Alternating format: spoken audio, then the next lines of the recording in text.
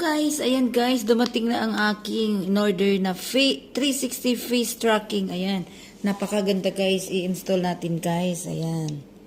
Ito, ito yung naging stand niya. Ayan.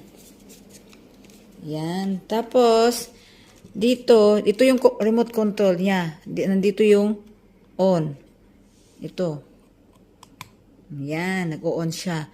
Tapos, ito dito, may button din siya dito na, ayan, i-on mo din yan.